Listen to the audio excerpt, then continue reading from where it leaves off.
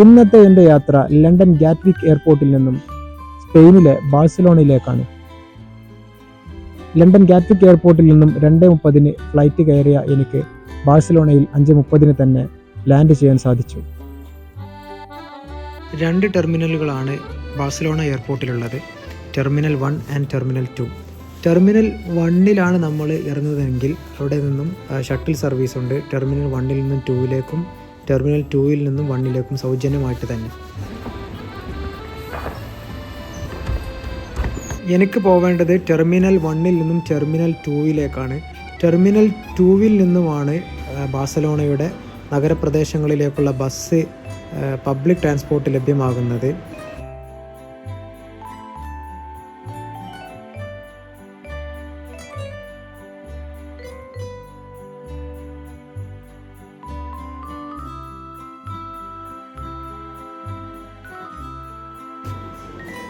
Terminal 2വിലെ bus സ്റ്റോപ്പിൽ ഞാൻ ബസ്സിന് വേണ്ടി കാത്തിരിക്കുകയാണ്.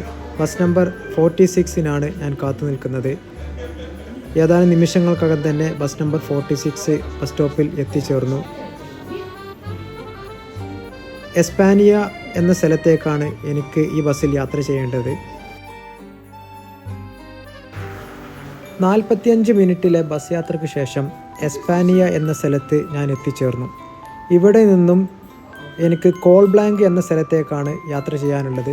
കോൾ ബ്ലാങ്ക് എന്ന സ്ഥലത്താണ് ഞാൻ എൻ്റെ റൂം ബുക്ക് ചെയ്തിരിക്കുന്നത്.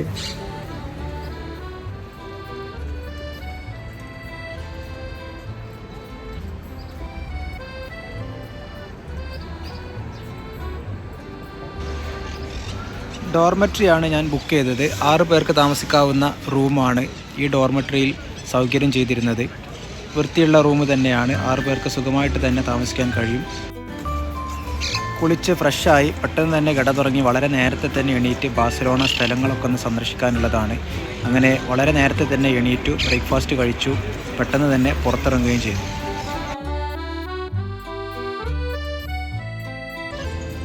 ബാഴ്സലോണയിൽ ഞാൻ ആദ്യം കാണണമെന്ന് വിചാരിച്ച, മനസ്സിൽ കരുതിയൊരു സ്ഥലമാണ്, ഒരു ആർക്കിടെക്ചറൽ അത്ഭുതമാണ് സഗ്രാദ ഫാമിലിയ.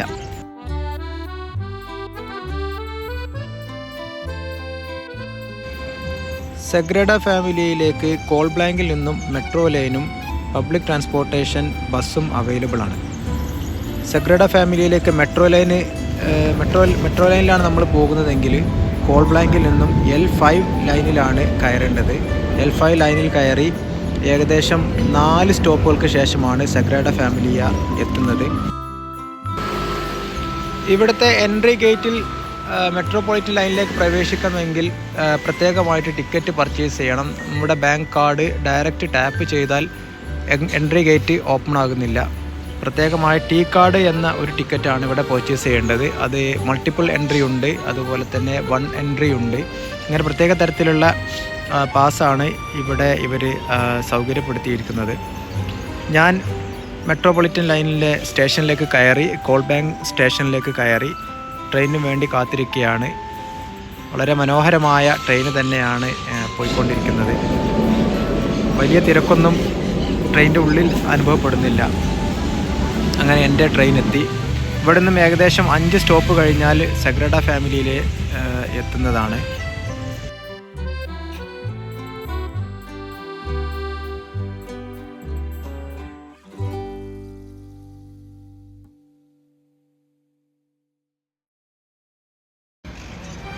സമയം രാവിലെ തന്നെ ആയതുകൊണ്ട് ടൂറിസ്റ്റുകൾ എങ്ങനെ വന്നുകൊണ്ടിരിക്കുകയാണ്. ഒരുപാട് ടൂറിസ്റ്റുകൾ വ്യത്യസ്ത ദിക്കുകളിൽ നിന്നുമായി സഗ്രാദ ഫാമിലിയ സന്ദർശിക്കുന്നതിന് വേണ്ടി വന്നുകൊണ്ടിരിക്കുകയാണ്.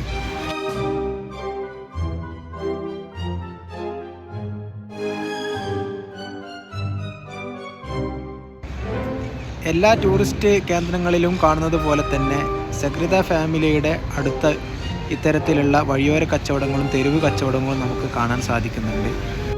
സ്പെയിനിലെ ബാഴ്സലോണയിൽ സ്ഥിതി ചെയ്യുന്ന അതിപ്രശസ്തമായ ഒരു കാത്തലിക് ബസിലിക്കയാണ് സഗ്രാദ ഫാമിലിയ.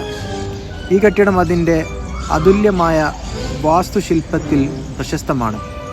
1882 ഫ്രാൻസിസ് വില്ലാർ എന്ന ആർക്കിടെക്റ്റിൻ്റെ നേതൃത്വത്തിൽ നിർമ്മാണം ആരംഭിച്ചെങ്കിലും 1883 അന്റോണിയോ ഗൗഡി ഇതിൻ്റെ നിയന്ത്രണം ഏറ്റെടുത്തുകൊണ്ട് നിർമ്മാണം തുടരുകയായിരുന്നു. ഗൗഡിയുടെ സങ്കല്പപ്രകാരമുള്ള ഡിസൈൻ വളരെ സങ്കീർണമായതും കലയുടെയും മതവിശ്വാസത്തിൻ്റെയും അതിരുകളെ കൂട്ടി ഒട്ടിക്കുന്നതുമാണ്. 1926 ഗൗഡി മരണപ്പെട്ടപ്പോൾ ബസിലിക്കയുടെ പകുതിയോളം നിർമ്മാണം മാത്രമേ പൂർത്തിയായിരുന്നുള്ളൂ. സഗ്രദ ഫാമിലിയുടെ ഡിസൈൻ ഗോത്തിക് ശൈലിയുടെയും ആർട്ട് നോവോ ശൈലിയുടെയും സമന്വയമാണ്. അതിൽ ഗൗഡിയുടേതായ ആവിഷ്കാരങ്ങൾ ഒരുപാട് ഇടകലർന്നിരുന്നു. പ്രകൃതിയിൽ നിന്ന് പ്രചോദനം ഉൾക്കൊണ്ട രൂപകൽപ്പനയാണ് ഗൗഡിയുടേത്. വൃക്ഷങ്ങളുടെ ശിഖരങ്ങൾ പോലെയുള്ള ദീർഘനീളമുള്ള ഗംഭീര തോരണങ്ങൾ, പ്രാണികളുടെയും സസ്യങ്ങളുടെയും രൂപങ്ങളിൽ ആലേഖനം ചെയ്ത ശില്പങ്ങൾ, വ്യത്യസ്തമായ രേഖകളിൽ സങ്കീർണമായ ഘടനകൾ എന്നിവ ഇതിൻ്റെ മുഖ്യ സവിശേഷതകളാണ്. ബസിലിക്കയ്ക്ക് ഈ സഗ്രഡ ഫാമിലിയ നിർമ്മിതിക്ക് ആകെ 18 ടവറുകളാണ് ഉള്ളത്.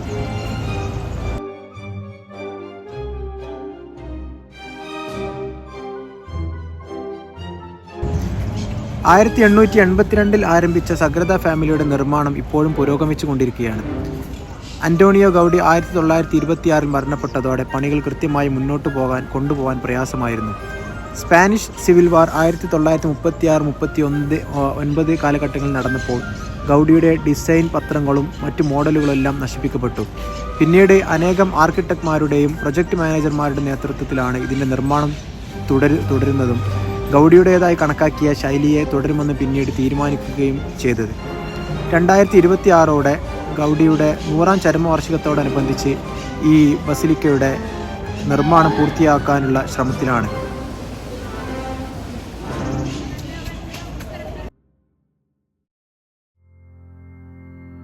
സഗ്രദ ഫാമിലിയ ലോകത്തിലെ ഏറ്റവും അതിഗംഭീരമായതും അത്യന്തം സങ്കീർണവും ആയിട്ടുള്ള ഒരു കത്തീഡ്രലിൽ ഒന്നാണ്. അന്റോണിയോ ഗൗഡിയുടേതായ അതുല്യ ദർശനത്തിൻ്റെ പ്രതിഫലനമാണ് ഈ കെട്ടിടം. ആധുനിക ആർക്കിടെക്ചറിനും മതവിശ്വാസത്തിനും ചരിത്രത്തിനുമിടയിൽ വേറിട്ട് നിൽക്കുന്ന ഒരു സങ്കേതമാണിത്.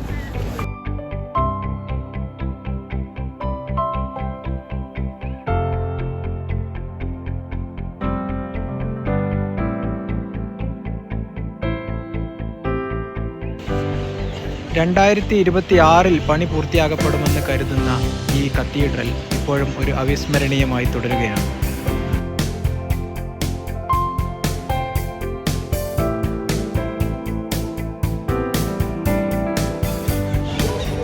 ഓൺലൈൻ ടിക്കറ്റ് റിസർവേഷൻ സിസ്റ്റത്തിൽ അടുത്ത ഒരാഴ്ചത്തേക്ക് ഈ കത്തീഡ്രലിലെ മുഴുവൻ ടിക്കറ്റുകളും വിറ്റുപോയിരുന്നു.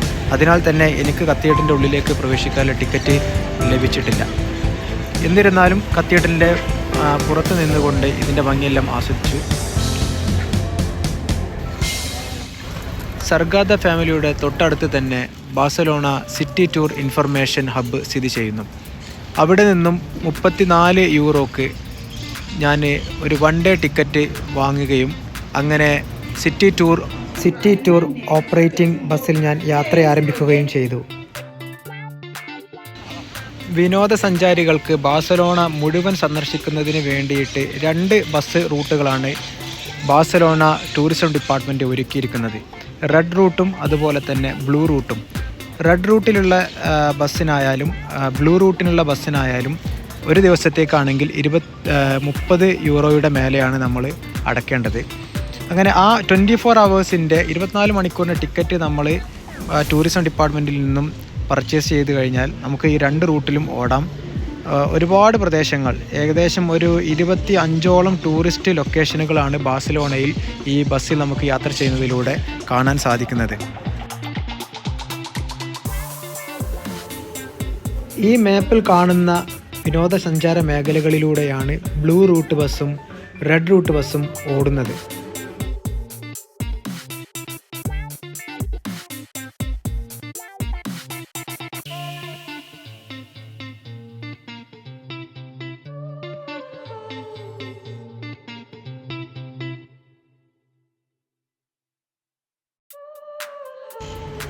ഞാൻ ആദ്യം കയറിയത് ബ്ലൂ റൂട്ടിലോടുന്ന ബാഴ്സലോണയുടെ ടൂറിസം ബസ്സിലാണ്.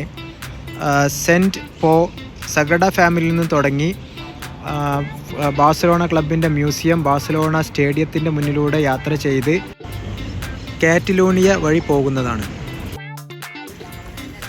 ബ്ലൂ റൂട്ട് ബസ് ബാഴ്സലോണസ് നഗരത്തിൻ്റെ വടക്ക് പ്രദേശങ്ങളിലൂടെയാണ് സഞ്ചരിക്കുന്നത്. വടക്ക് പ്രദേശങ്ങളിലുള്ള പ്രധാനപ്പെട്ട ടൂറിസ്റ്റ് കേന്ദ്രങ്ങളിലൂടെ ഈ ബസ് സഞ്ചരിക്കും. റെഡ് റൂട്ട് ബാഴ്സലോണ പ്രദേശത്തിൻ്റെ നഗരത്തിൻ്റെ തെക്ക് ഭാഗങ്ങളിലൂടെയാണ് സഞ്ചരിക്കുന്നത്.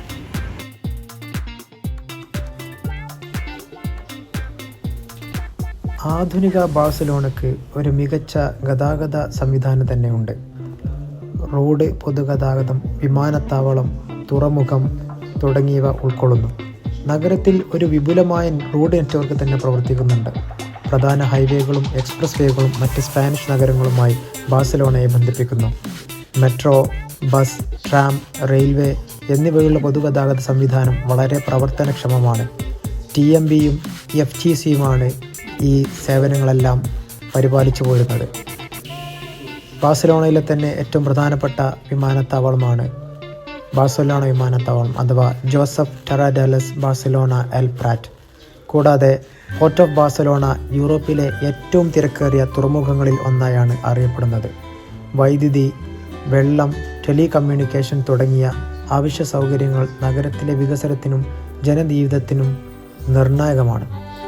എൻഡെസ എന്ന കമ്പനിയാണ് വൈദ്യുതി വിതരണം ചെയ്യുകയും അതോടൊപ്പം തന്നെ പുനരുപയോഗ ഊർജ പദ്ധതികൾ പ്രോത്സാഹിപ്പിക്കുന്നതും.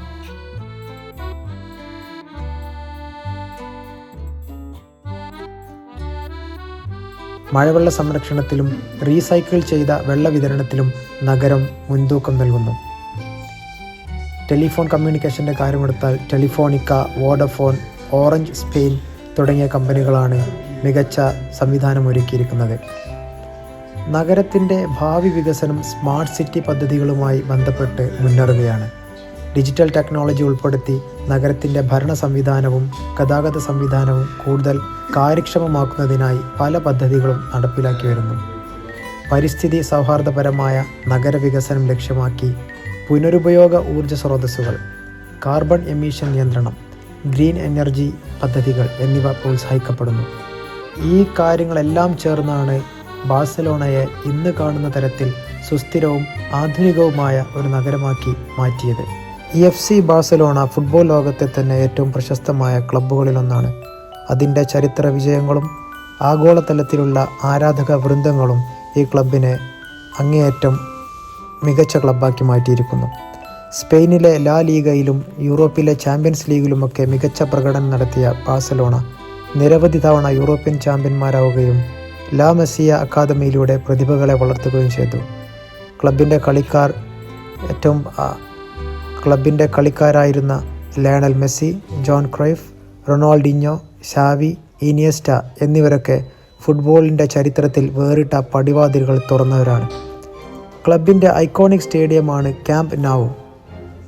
ഈ സന്ദർശനം നടത്തുന്ന വേളയിൽ ഗാലറിയുടെ ഈ സ്റ്റേഡിയത്തിൻ്റെ നിർമ്മാണ പ്രവർത്തനങ്ങൾ നടന്നുകൊണ്ടിരിക്കുകയാണ്.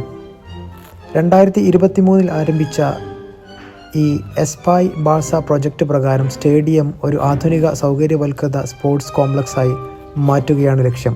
2026 പൂർത്തിയാകുമെന്ന് പ്രതീക്ഷിക്കുന്ന ഈ പ്രൊജക്റ്റിൽ ഇരിപ്പിടശേഷി 1,05,000 ആക്കുകയാണ് ലക്ഷ്യം. അതോടൊപ്പം തന്നെ സ്റ്റേഡിയത്തിന് കൂടുതൽ ഡിജിറ്റൽ സൗകര്യങ്ങൾ നൽകുകയുമാണ് ഉദ്ദേശം. നിലവിൽ ടീം തങ്ങളുടെ ഹോം മാച്ചുകൾ സ്റ്റേഡി ലൂയിസ് കോമ്പാനീസ് എന്ന താൽക്കാലിക ഗ്രൗണ്ടിലാണ് കളിക്കുന്നത്. നവീകരണത്തോടെ ക്യാമ്പ് നൗ യൂറോപ്പിലെ ഏറ്റവും മികച്ച സ്മാർട്ട് സ്റ്റേഡിയങ്ങളിലൊന്നായി മാറും. ഇത് ക്ലബിനും ആരാധകർക്കും തന്നെ ഏറെ ഗുണകരമാകും. ബാഴ്സലോണ കായിക രംഗത്തിൽ മാത്രമല്ല സാംസ്കാരികമായും സാമൂഹികമായും വലിയ സ്വാധീനമുള്ള ഒരു സ്ഥാപനമാണ്. ആഗോളതലത്തിൽ FC ബാഴ്സലോണ വിപുലമായ ആരാധക തലവും സാമ്പത്തിക ശക്തിയും ആർജിച്ച ക്ലബ്ബാണ്. ക്ലബിന് ലോകമെമ്പാടും ആയിരക്കണക്കിന് ആരാധകരാണുള്ളത്. അവരുടെ ബ്രാൻഡ് മൂല്യം അപാരമാണ്. സോഷ്യൽ മീഡിയയിലും അതുപോലെ തന്നെ ടിക്കറ്റ് വിറ്റുവരവിലും ജേഴ്സി വിൽപ്പനയിലും ഈ ക്ലബ്ബ് മുന്നിൽ.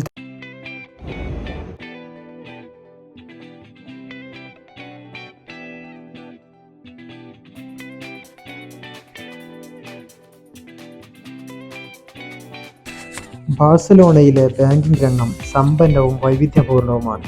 നിരവധി ദേശീയ അന്തർദേശീയ ബാങ്കുകൾ ഇവിടെ പ്രവർത്തിക്കുന്നുണ്ട്. അതിലേറ്റവും പ്രധാനപ്പെട്ട ബാഴ്സലോണയിലെ ബാങ്കാണ് കൈഷ ബാങ്ക്. ബാഴ്സലോണയിൽ ആസ്ഥാനമുള്ള കൈഷ ബാങ്ക് സ്പെയിനിലെ ഏറ്റവും വലിയ ബാങ്കുകളിലൊന്നാണ്. അവയുടെ ഹെഡ്ക്വാർട്ടേഴ്സാണ് ആകാശം മുട്ടെ ഉയർന്നു നിൽക്കുന്ന ഈ 2 അമ്പരച്ചുംബികൾ.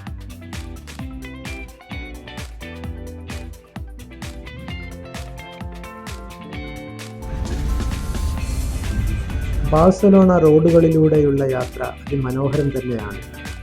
പച്ചപ്പുൽ വിരിച്ച പ്രദേശങ്ങളിലൂടെയുള്ള ട്രാം യാത്രയും ഇടതും വലതുമായിട്ട് വ്യത്യസ്തങ്ങളായിട്ടുള്ള വരികളിലൂടെ ബസ്സും കാറും മറ്റു അനവധി വാഹനങ്ങളും ഓടിക്കൊണ്ടിരിക്കുന്നു. ഒരു തരത്തിലുള്ള യാത്രാ ബുദ്ധിമുട്ടുകളോ പ്രയാസങ്ങളോ ഇല്ലാത്ത സംവിധാനമാണ് ഈ ബാഴ്സലോണ ഗവൺമെൻറ് ഒരുക്കിയിരിക്കുന്നത്. ഒരു തരത്തിലുള്ള ട്രാഫിക് ജാമോ ട്രാഫിക് ബ്ലോക്കോ തന്നെ ഈ യാത്രയിൽ എനിക്ക് അനുഭവിക്കേണ്ടി വന്നിട്ടില്ല.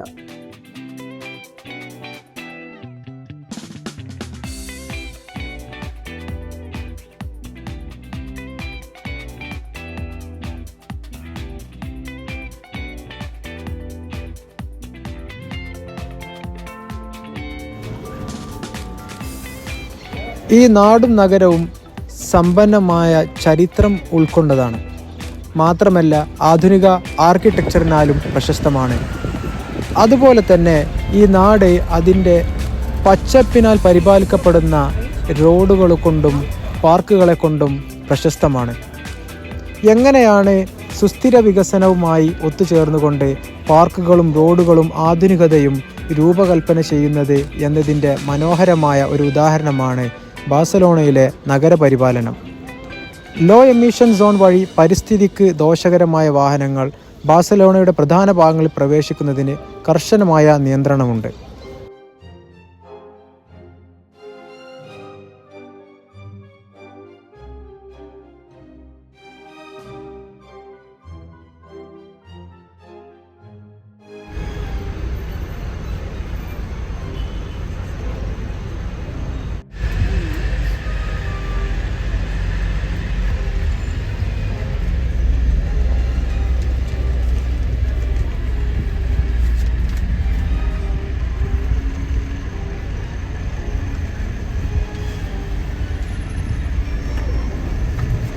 അടുത്തതായി ബാഴ്സലോണയുടെ ഹൃദയഭാഗമായ പ്ലാസ കാറ്റലിയൂനിയ നഗരത്തിലൂടെയാണ് ഈ ബസ് ഓടിക്കൊണ്ടിരിക്കുന്നത്. നഗരത്തിലെ ബാഴ്സലോണയിലെ തന്നെ പ്രധാനപ്പെട്ട ഒരു സ്ക്വയർ കൂടിയാണ് Plaza de Catalonia. Gothic quarter, Eixample, Las Ramblas, Passeig de Gracia തുടങ്ങിയ പ്രധാന തെരുവുകൾക്ക് കേന്ദ്രബിന്ദുവായ ഈ സ്ഥലം വ്യാപാരവും സാംസ്കാരിക ജീവിതവും സമന്വയിപ്പിക്കുന്ന ഒരു പ്രധാന ഇടമാണ്. 1927 നിർമ്മാണം പൂർത്തിയായ പ്ലാസ കാറ്റലൂനിയ സുന്ദരമായ ശില്പങ്ങളാലും വിശാലമായ നടപ്പാതകൾ കൊണ്ടും മനുഷ്യരുടെ ഒഴുക്കുള്ള ഒരു ജനനിബിഡമായ കേന്ദ്രമായി തന്നെ മാറിയിട്ടുണ്ട്. അനേകം കഫേകൾ, ഓരോ റോഡിൻ്റെയും ഓരോ അവന്യൂവിലും അനേകം കഫേകൾ നമുക്ക് കാണാൻ സാധിക്കുന്നതാണ്. സാംസ്കാരിക ആഘോഷങ്ങൾ, കലാമേളകൾ, പൊതുപരിപാടികൾ എന്നിവയ്ക്കും ഇവ വേദിയാവാറുണ്ട്. പല പ്രധാന വ്യാപാര മാളുകളും ഇവിടെയാണ് സ്ഥിതി ചെയ്യുന്നത്. ട്രാൻസ്പോർട്ടേഷനും നഗരഗതാഗതത്തിനും ഈ സ്ക്വയർ, ഈ ചത്വരം പ്രധാന പങ്കുവഹിക്കുന്നു. മെട്രോ, ബസ്, റെയിൽവേ സ്റ്റേഷനുകൾ എല്ലാം ഇവിടെ വളരെ അടുത്ത് തന്നെയാണ് സ്ഥിതി ചെയ്യുന്നത്. അതിനാൽ ബാഴ്സലോണ സന്ദർശിക്കുന്ന എല്ലാവരും ഈ പ്ലാസ കാറ്റലിയൂനിയയിലൂടെയാണ് കടന്നു പോകുന്നത്. ചരിത്രവും സാംസ്കാരിക പ്രാധാന്യവും നഗരജീവിതവും ഒന്നിച്ച് സമന്വയിക്കുന്ന ഒരു ചത്വരമാണ് പ്ലാസ കാറ്റലോണിയ. ബാഴ്സലോണയുടെ പല തെരുവുകളും ഈ കാണുന്ന പോലെ കലാകാരന്മാരാൽ നിറഞ്ഞിരിക്കുന്നു.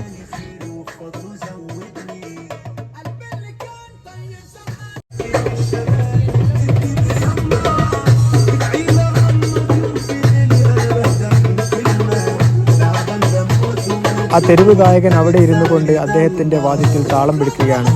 നഗരജീവിതത്തിൻ്റെ ഓളങ്ങളോട് ചേർന്നൊരുക്കുന്ന ഒരു സംഗീതത്തിരയാണ്. ഓരോ താളവും നഗരത്തിൻ്റെ ചലനവും ആത്മാവുമാണ്. ബാഴ്സലോണയുടെ തെരുവുകൾ ഒരു ജീവനുള്ള വേദിയാണ്. ഇവിടെ പ്രത്യക്ഷപ്പെടുന്ന ഓരോ കലാകാരനും നഗരത്തിൻ്റെ മനസ്സിന് ഒപ്പം താളം പിടിച്ച് വളർന്നു വന്നവരാണ്.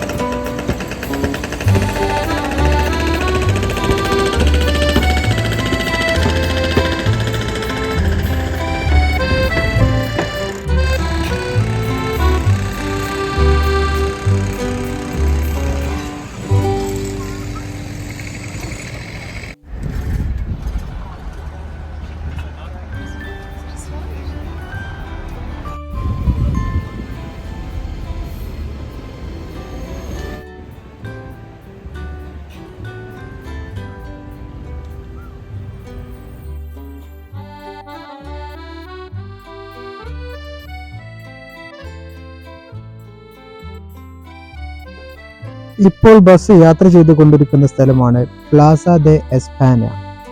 ബാഴ്സലോണയിലെ ഒരു പ്രധാന പ്രദേശമാണ് പ്ലാസ ദെ എസ്പാന. മോൺജുവിക് പർവ്വതത്തിന്റെ താഴ്വാരത്താണ് ഈ സ്ഥലം സ്ഥിതി ചെയ്യുന്നത്. ഈ പ്രദേശം 1929 നടന്ന ബാഴ്സലോണയിലെ ഏറ്റവും വലിയ എക്സിബിഷനുമായി ബന്ധപ്പെട്ട് രൂപകൽപ്പന ചെയ്യപ്പെട്ടതാണ്. അതിനാൽ ഈ പ്രദേശത്തിന് അങ്ങേയറ്റം ചരിത്ര പ്രാധാന്യമുണ്ട്. പ്ലാസ ദെ എസ്പാനിയ ബാഴ്സലോണയുടെ വ്യാപാര, വിനോദ, സാംസ്കാരിക മേഖലകളെ തമ്മിൽ ബന്ധിപ്പിക്കുന്ന ഒരു മികവുറ്റ കേന്ദ്രം തന്നെയാണ്.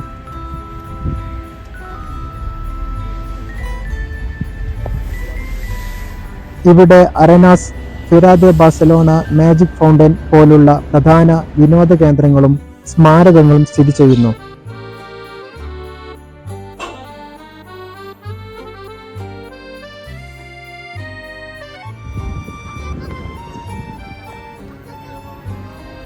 സ്പെയിനിന്റെ ഓരോ ഭാഗത്തും ഒരുപാട് പച്ചത്തുരുത്തുകൾ നമുക്ക് കാണാൻ സാധിക്കും. ഈ പച്ച പ്രദേശങ്ങൾ എപ്പോഴും തന്നെ സാമൂഹിക ഇടങ്ങളായി മാറിയിരിക്കുകയാണ്. ആളുകൾ കൂട്ടം കൂടുന്നു, അവർ ഒന്നിച്ചിരിക്കുന്നു, സംസാരിക്കുന്നു, ഒത്തുചേരുന്നു.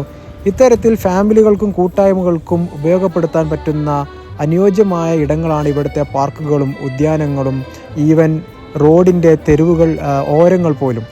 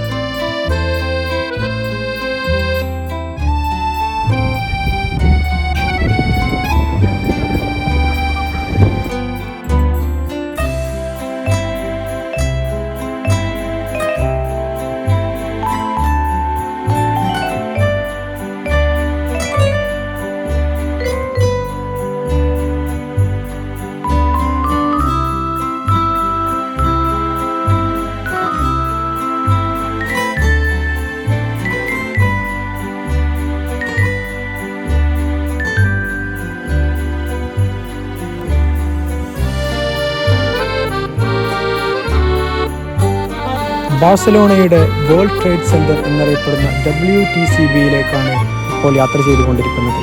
ഒരു പ്രമുഖ വ്യാപാര ഹബ്ബ് കൂടിയാണ് ബാഴ്സലോണയിലെ World Trade Centre WTCB. Catalan തീരപ്രദേശത്തെ പോർട്ടുവൽ എന്ന പ്രദേശത്ത് സ്ഥിതി ചെയ്യുന്ന ഈ ബിസിനസ് കോംപ്ലക്സ് ആധുനികതയുടെയും ബഹുമുഖ വ്യാപാര സഹകരണത്തിൻ്റെയും പ്രതീകമാണ്.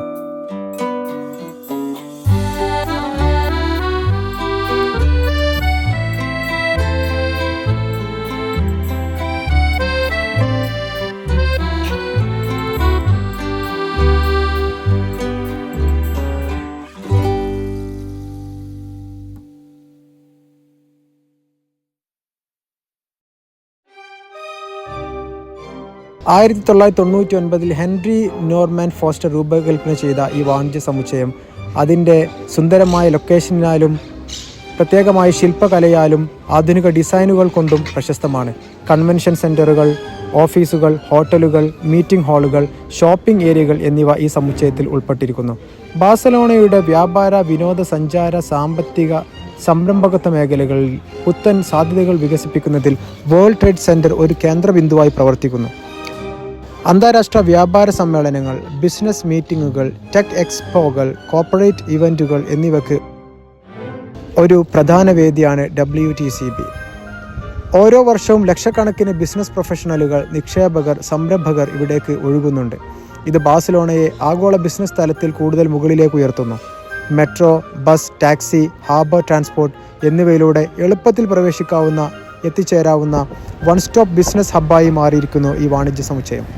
ബാഴ്സലോണയിലൂടെയുള്ള എൻ്റെ യാത്ര ഞാൻ അവസാനിപ്പിക്കുകയാണ്. അടുത്ത ലക്ഷ്യസ്ഥാനം 6:30 ബാഴ്സലോണ എയർപോർട്ടിൽ നിന്നും ഫ്രാൻസ് ആണ്. വീണ്ടും കാണാം. നന്ദി.